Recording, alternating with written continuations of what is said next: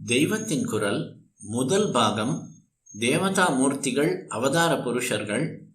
அம்மா. தாய் அன்பை போல கலப்படமே இல்லாத பூரணமான அன்பை இந்த லோகத்தில் வேறெங்குமே காண முடியவில்லை. பிள்ளை எப்படி இருந்தாலும் தன் அன்பை பிரதிபலிக்காவிட்டாலும் கூட தாயாராகப்பட்டவள் அதை பொருட்படுத்தாமல் பூரணமான அன்பை செலுத்தி கொண்டே இருக்கிறாள். பெற்ற மனம் பித்து, பிள்ளை மனம் கல்லு என்று இதைத்தான் சொல்கிறோம். தேவி அபராத க்ஷமாபன ஸ்தோத்திரம் என்று அம்பாளிடமே நம் குறைகளை சொல்லி மன்னிப்பு கேட்டுக்கொள்கிற துதி ஒன்று இருக்கிறது.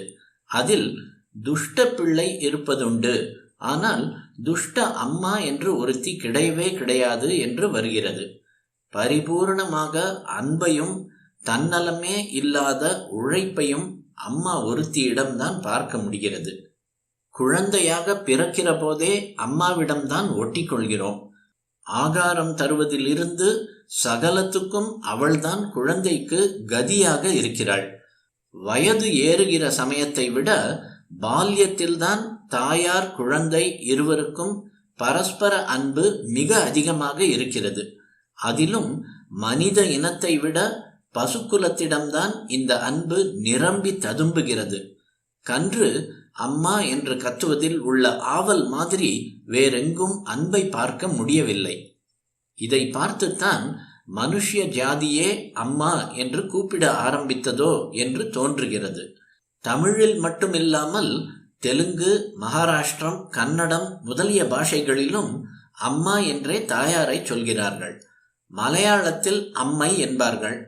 சமஸ்கிருதத்தில் மா என்றும் அம்பா என்றும் சொல்வதும் இதேதான். ஹிந்தியில் மா, மாயி என்கிறார்கள். இங்கிலீஷ் மம்மி, மம்மா எல்லாமும் கன்றுக்குட்டியின் அம்மாவிலிருந்து வந்தவைதான் போல் இருக்கிறது. இந்த அம்மாவின் அன்பு ஒரு பக்கம் இருக்கட்டும். இவள் இந்த சரீரத்திற்கு மட்டும்தான் அம்மா. அவளுடைய அல்லது நம்முடைய சரீரம் போன பிற்பாடு இந்த அம்மாவுக்கும் நமக்கும் சம்பந்தமே இல்லை. அப்புறம் வேறு கர்ப்பவாசம், வேறே அம்மாள் வருவாள். இப்படி சரீரத்திற்கு மட்டும் அம்மாவாக இல்லாமல் உயிருக்கு அம்மாவாக இருக்கிற ஒருத்தி இருக்கிறாள். சரீரம் அழிகிற மாதிரி உயிர் அழிவதில்லை. இந்த சரீரம் போன பிற்பாடு அந்த உயிர் இன்னொரு சரீரத்திற்கு போகிறது. இந்த உயிரின் அம்மாதான் நமக்கு சாஸ்வதமாக, நிரந்தரமாக, எந்நாளும் தாயாராக இருந்து கொண்டிருக்கிறாள். கன்றுக்கு பசுவை போல எந்த ஜென்மத்திலும் எந்த காலத்திலும் எல்லா பிராணிகளுக்கும் தாயாராக இருக்கும் பரதேவதையின் பாதார விந்தத்தில் நிறைந்த அன்பு வைப்பதே ஜென்ம எடுத்ததன் பிரயோஜனம். ஜென்ம நிவிருத்திக்கும் அதுவே வழி. அதாவது உயிர் சரீரத்தை விட்ட பின் இன்னொரு சரீரத்தில் புகாமல் பேரானந்தத்தில் கரைவதற்கும் அந்த அம்மாதான் கதி. நமக்கு இருக்கிற சக்தி எல்லாம் அவளுடையதுதான். ஒரே அகண்ட பராசக்தி தான் கண்டம் கண்டமாக, துண்டு துண்டாக ஆகி இத்தனை ஜீவராசிகளிடமும் துளி துளி சக்தியை வெளிப்படுத்துகிறது.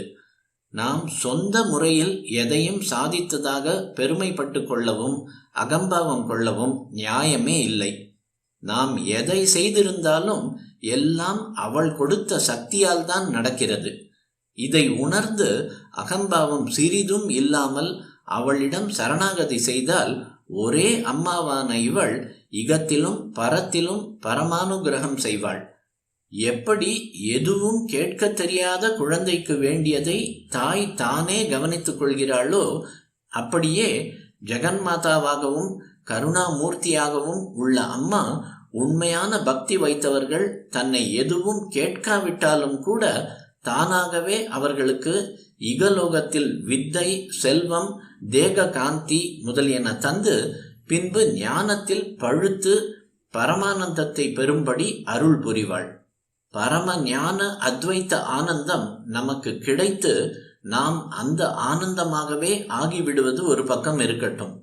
அது அவள் நம் கர்மாவை தீர்த்து என்றைக்கோ ஒரு நாள் தரப்போகிற நிலை. அது கிடைக்கிற போது கிடைக்கட்டும். அதுவே கிடைக்கவில்லையே என்ற குறை இப்போது நமக்கு வேண்டாம்.